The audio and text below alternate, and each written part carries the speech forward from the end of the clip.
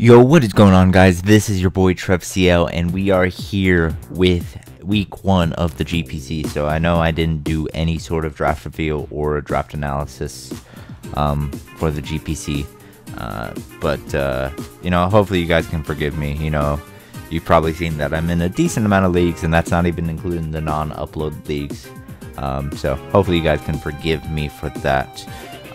But as you can see, I have obviously these 6 mons that I brought on my team, as well as, let me see if I can find the GPC doc on my phone so I can go over this team I have overall. And then other things I have on the team are Keldeo, Excadrill, Mandibuzz, Garbodor, and Go-Go. So it's a pretty fun squad, very offensive, kind of weak to ground, but you know, it seems that's all I know how to draft lately, is just weak to ground. Other than that, pretty fun squad. So this week we actually take on Ace Trainer Josh and his Texas Turtwigs, I believe. Let me make sure I believe it's Texas Turtwigs. I really hope I got that name right. Yeah, he has a scary squad. Baton Pass with Kieran Black. You know that's familiar. If you you know, see my TBU team / TBU week 1, so you know that's a very familiar site, as well as a Togekiss. So you know, very eerie similarity to my TBU team in some ways. But to quickly go over my team, we have a Roost 3 attacks Physical Life Orb Coco, a Tangaberry Will-O-Wisp Calm Mind Roost Size Shock Mew that's fast enough to outspeed Kyurem, max HP, and then the rest in special attack. We have a Nasty Plot 3 attacks Doom, Dual Stab, and HP Grass. We have a Spadef Miltank, which is there literally for rocks and to help me check Venusaur. We have a Jolly Max Speed Life Orb Haxorus, DD, Rock Slide, Earthquake, and Dragon Claw. And finally, we have a Z Memento Mismagius, I believe Shadow Ball, Psychic, obviously Memento, and then I honestly can't remember what my last move is. I'm blanking on it. But I don't think it was like super important anyway. Yeah, why don't we get right into the game? So obviously his team is super weak to rocks, 3 rocks weaknesses, and those 3 are the biggest threats to my team. So I'm going to lead off with my Miltank and get up my rocks, and right here he's going to go for a first turn Ice Beam, crit me, and that reveals he is Spec. So luckily I was max Spadef, or else that crit Ice Beam would have really sucked. So now my only switch in really is Doom, and even that almost takes 50, although that was before I Mega Evolved, so I wasn't quite as bulky. So right here I'm going to go for the Dark Pulse, and I'm going to do a lot of damage. Now I do have the HP Grass, but I'm expecting the Rindo, so right here I'm going to kind of make a cheeky play and go for the flinch, and I get it. And right here, this is an interesting play, I feel. My team was really weak to Scarf Togekiss. Alright. Obviously, I don't want to miss a Fire Blast. But, 1, he doesn't know if I have Fire Blast or Flamethrower. 2, if I had clicked Fire Blast there, this Togekiss would be dead to the next rock switching. So, a bit of an interesting play. It works out for him because I do click the Dark Pulse. But, yeah, I don't know. I don't terribly agree with that play, but I can see why he made it.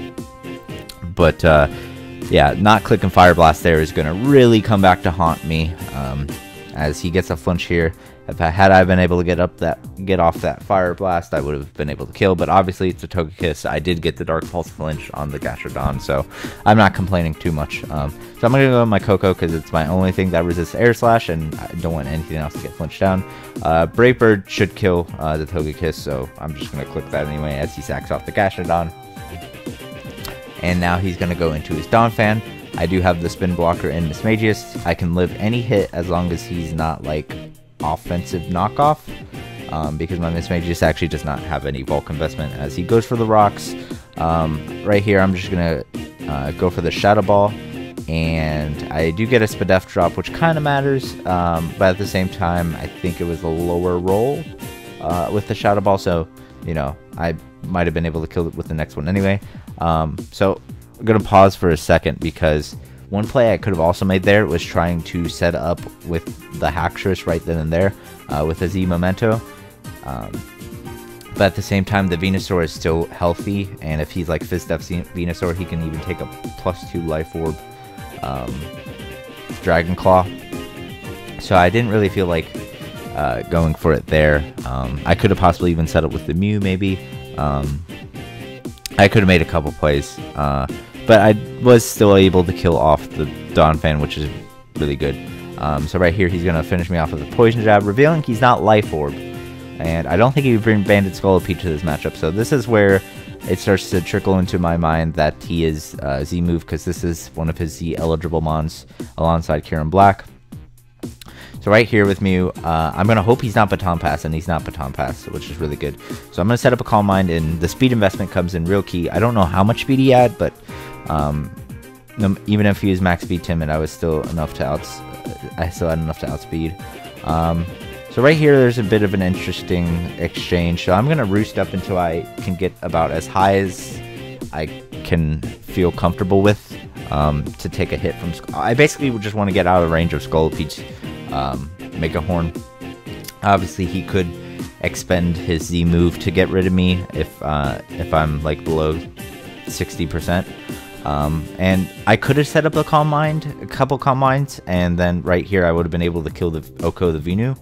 But I was really afraid he was going to crit me, or he was going to freeze me, so I make maybe what could be considered a poor play. You know, I think had I set up 2 Calm Minds, not gotten frozen, not gotten burned, or not gotten crit, I would have been able to just win the game with Mew. But obviously, again, had I gotten frozen or crit, and a crit might have not killed me, I don't believe it did, but still, freeze was the thing. Had he frozen me, that would have been really bad. So here is a big play right here in this game right here. So as you can see, or as you can remember, I did say I did expect the Z move. I suspected it after the fact that he didn't take Life Orb, and he's definitely not banded. I don't see Black Sludge. I also don't think he would be Focus Sash, because, you know, I've got, you know, rocks are pretty good against his team, and even though he does have a Donphan, obviously, like, I don't know, I just did not expect Focus Sash, and especially because he didn't use Baton Pass to go into Kyurem. That's why I'm really not expecting Focus Sash, because if pretty much on all Focus Sash Scolipedes, you'll see Baton Pass, because that's what they're meant to do. Take a hit, or possibly 2, depending on how strong it is, and then Baton Pass speed into one of the other threats on the team. So I'm like 100% certain this is Z move. So this is kind of a 50-50-ish. Technically a 66-33, because he could click SD if he has it. He could just click Mega Horn, or he could click the Z move and kill me. So technically there are 3 plays he can make. 2 of them are basically the same though, so it's really a 50-50, because if he clicks SD or if he clicks Mega Horn, then it's basically the same outcome. I will lose the game if he ends up being Z move. However, if I switch out on his Z Mega Horn, I still can live the next Mega Horn even with the next rock switching. So that is my play. I just have to hope he doesn't click SD. Either way, one of us is going to be kind of regretting our move right here, and luckily it will not be me, as he does burn the Z move, and now my Haxorus will be able to take a Mega Horn for sure, as long as he doesn't crit. As you see, we barely take it, but we do take it, and we kill with the Rock Slide. A little bit risky going for the Rock Slide, I know, but I just wanted to make sure that he could not switch in his Togekiss. However, if he had switched in Togekiss, obviously he didn't know that I was a Life Orb variant, but if he had switched in his Togekiss, he would have actually won the game right there, as I would have taken a Life Orb hit, and then I'm not sure what the roll on Mega Horn was, but I would assume that would knock me somewhere in the range of Mega Horn. So whether it be a roll or not, I'm not sure, but luckily he did not make that play, so we didn't even have to like worry about that. But there still is the possibility. 1, does he go for air slash and flinch me? 2, is he like modest kiss? And even though I don't think he should be modest kiss because I do have a Coco. Obviously, he could predict me running not max speed, but like I could also run max speed or close to max speed to outspeed modest kiss. So if he's modest, it's a roll with Dazzling Gleam, I believe, a roll in my favor. If he's timid, I believe he has to get a max roll. So as long as he doesn't flinch us or get like a max or a high roll, then we should win. So he goes for the flinching route, and luckily, not only do we not flinch, get flinched down, but we don't even get flinched the first time. So we actually are able to score a 1-0 win instead of a 0-0 win or a 1-0 loss. So really good game. That 50-50 with the Z move was the defining play of the game. As that was basically whoever won that 50-50 won the game. So yeah, that was the game. GG Josh, definitely a very exciting beginning to the GPC. I'm glad to pick up a win because this was a really tough matchup for me. So to pick up the win here is just amazing, just amazing. So we move on to 1-0 +1. Next week we actually take on Will, aka Makati. Very excited, have not played him in the format before, so always excited to play new people. So yeah, but other than that, this has been your boy TrevCL, and I'm signing out. Peace, guys.